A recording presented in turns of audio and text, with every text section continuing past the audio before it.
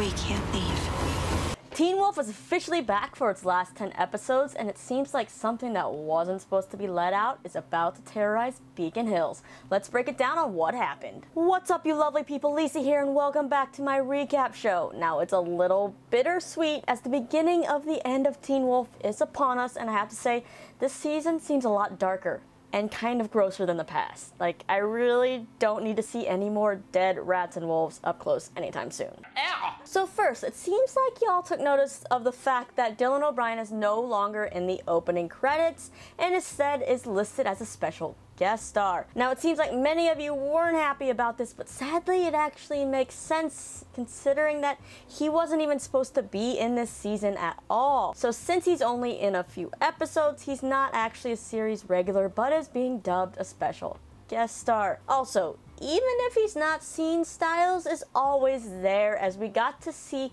the duct tape and the baseball bat that he left Scott and Mason in this episode, as well as hear his voice in a voicemail. But don't worry, we actually do see him in this episode. Now, what have our faves been doing since the end of season 6A when they managed to divert that wild hunt? We pick up the show at the end of summer, and Scott has been a volunteer assistant coach for the lacrosse team. Liam is heartbroken since Hayden moved away to take care of her sister, and poor Corey and Mason are just trying to help him keep his shit together. Liam is also dealing with his anger issues again, but thankfully Scott reminds him of the mantra to help calm him down. Scott and Lydia are also getting ready to head off to college, while Malia seems to have passed summer school and is ready to leave all of Beacon Hills and the supernatural stuff behind her as she heads to France to study Frenchmen. There's just one problem though. Her flight keeps getting rerouted, and of course everyone is asking for her for help. And as far as Stiles, he's at Quantico for his FBI training, and he's about to have his hands full, as we'll see at the end of this episode, which I'll get to at the end of this recap. Now first, let's dive into this episode. Good old Coach Finstock.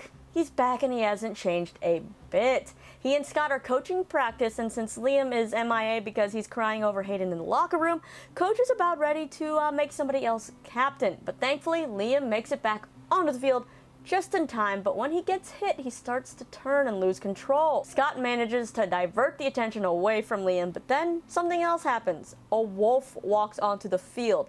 Not just a regular wolf, like this wolf is bloody all over, like he just had some kind of feast. Scott gets everyone to back up, and as soon as Scott shows the wolf his alpha eyes, the wolf retreats back into the woods. Now it seems like no one cares that Scott and Liam are going after this wolf. I mean, Coach probably ran the other way, peeing his pants. But when they go into the woods, they see a dead wolf on the ground, and these spiders just start crawling out of everywhere, including the eye sockets. And after seeing this, I've just been slapping myself because I think spiders are on me. It's like one of the worst feelings. But it's not just one wolf that's dead in the woods, it's a ton. With this new development, Liam has put in a call to their expert on mysterious animal situations. Who? The former animal herself, Malia. Now, as I mentioned before, she is trying to get away from all this stuff, so she refuses to help. Until rats infest the school. Yeah, you thought spiders were bad, just add rats into the same episode. Now, they weren't lying when they said that this season of Teen Wolf was going to be playing on fears, because spiders and rats are definitely high up there for me. Before the rats take over though, it's senior registration day at school, and we see Liam, Corey, Nolan, and Mason meet with this new guidance counselor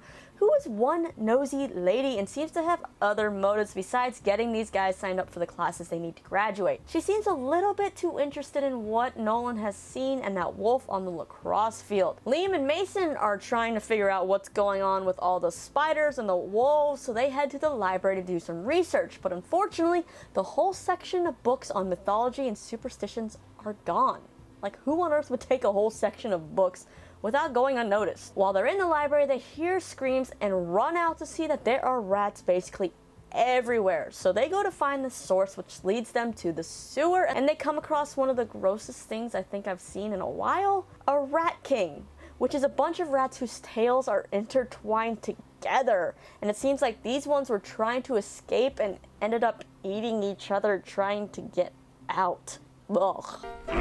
Now, as reluctant as Malia has been to help, she does show up to give Liam and Mason 2 minutes, like exactly 2 minutes of her time. Now, she picks up one of those rats, has no fear about it, looks at it, and asks Liam, "Can you smell it? It's fear." Then she basically says this isn't her problem, she's off to France. Meanwhile, a new Hellhound played by Casey Diedrich named Howland has busted out of Eichen House, a place he's been at covered in pyroclastic rock since 1912 when Eichen House actually opened. Now Howland is on the hunt for something as he shows up at the school during the rat infestation. We then see him at the police station later listening to the scanner. When he hears Parrish's voice, he heads out of there. Lydia and Scott are also taking this time to make sure their moms are prepared for anything supernatural that could go wrong as they head off to college. Scott's trying to train Melissa to use the stun baton, but she shows him that she is prepared for anything with the secret stash she has. And Lydia leaves her mom a list of all the supernatural beings in Beacon Hills, and even if her mom doesn't want it, it's good to have. Liam and Mason are still trying to get answers about these rats, so they decide, hey, let's bring one to Melissa at the hospital. But poor Melissa, all she really wants is just dinner. Well, I was hoping that someone was going to bring me dinner.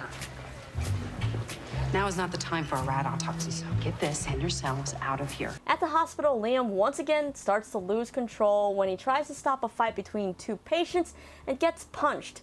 Meanwhile, Howland is lurking around this hospital and it seems like he might be hunting Liam. Now, after making sure their moms would be okay, Lydia goes to pick up Scott so the two can get the hell out of Dodge. But unfortunately, Lydia ends up having a vision which transports her to the school where the hallways are covered in spider webs, and she ends up hearing a voice say, "You let it out.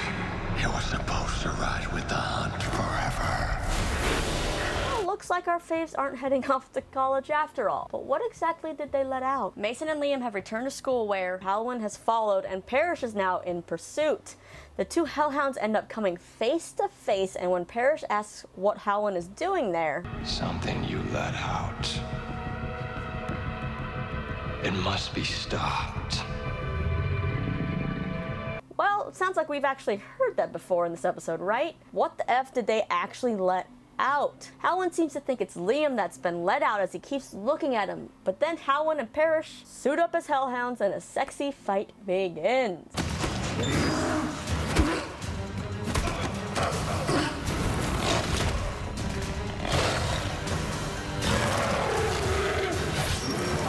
After Howland knocks out Parrish, Liam goes after him, and after a beating, when Howland gets him close against the locker, he listens to Liam's heartbeat again, and then he says, "No, it's not you." So who is it? Howland then tells Liam and Mason, it won't stay hidden, it must be stopped, nothing else matters. He then runs off injured into the woods where he's followed by that nosy guidance counselor who was actually the one who took all those mythology and superstition books from the library. Looks like she's been doing some studying of her own. Mason ends up taking Liam to the locker room where we learn that Liam actually doesn't seem to be healing as fast from these nasty Hellhound scratches or wounds. Meanwhile, Scott is in Roscoe ready to head out to get Lydia when she actually pops up in front of him saying, "We can't leave."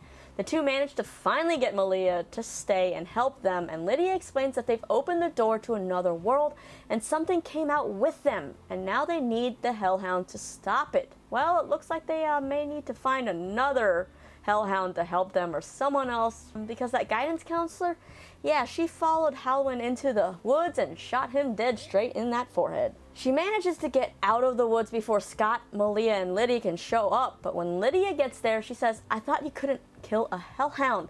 That's when Scott picks up the shell from the counselor's gun, which actually has Argent's engraving on it, and Lydia says, And it's true.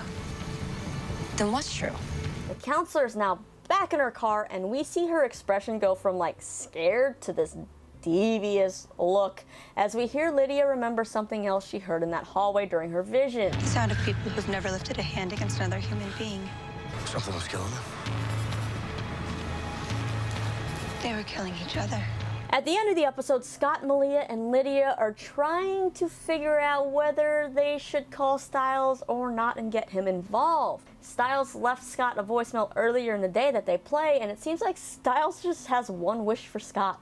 For him to actually get out of Beacon Hills, like no matter what's happening, to just get in his car and drive. That's when we get to see Stiles and what exactly he's been up to. Stiles as well, just being Stiles, as what you would expect during his first day at Quantico for FBI training. Now Stiles, it's just Stiles, really enthusiastic to be there in his class, and well, That is until the instructor shows him what their latest manhunt is. One recent manhunt had our crisis response team chasing down a bizarrely feral unsub in the wilderness of North Carolina. Yeah, I'm pretty sure we all have that reaction whenever Derek Hale pops up on our screen too. Like, in a good way, though. It looks like Derek Hale is wanted by the FBI for mass murder, and I think that means this storyline is going to be a fun one. Okay, so that wraps up this episode, and I'm not gonna lie, I'm still a little clueless about what exactly we're dealing with in Beacon Hills as far as this threat goes. It was a little slow at the beginning, but once this episode picked up, like, I'm intrigued. I'm hoping that the next episode will explain a little better what this threat is. I'm thinking, you know, it's got to be something that it's made its way, obviously, through the hunt, and fear has been said a lot. So is that how some of these people that we've seen before are going to play into this season? Like, I know we've seen Deucalion and Jennifer and even Kate in the trailer. Maybe they don't actually show up in person. Maybe they are visions or something, these fears that our characters have. Also, I gotta hand it to Shelley Hennig as Malia for being one of my favorite parts in this entire episode. I mean, comedy relief in a show this tense, it brings a smile to my face. Alright, so what is in store for the rest of the season on Teen Wolf? Well, MTV has released a super tease, so here's a few highlights. It's not real. It's in here with us.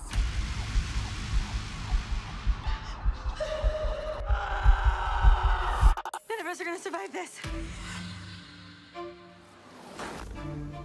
You're coming for us. All of us.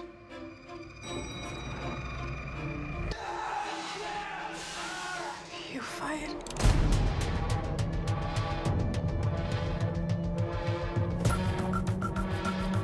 Hey, handsome. Miss me?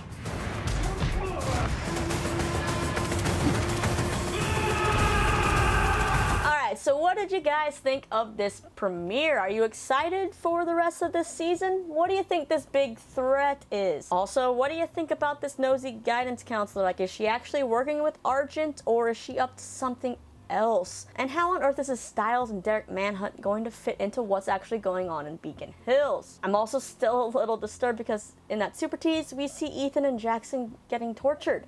I don't want to see any of them get tortured. Leave me all your thoughts on this episode and even your favorite moments in the comments down below or on my social media. Then you can click right over to here to find out why Dylan O'Brien made sure he was a part of this final season, or get some details on Riverdale Season 2. And if you like what you see, be sure to hit that subscribe button because I'll be here recapping Teen Wolf every week. As always, I'm Lisa. Thanks so much for hanging out with me right here on What Happened.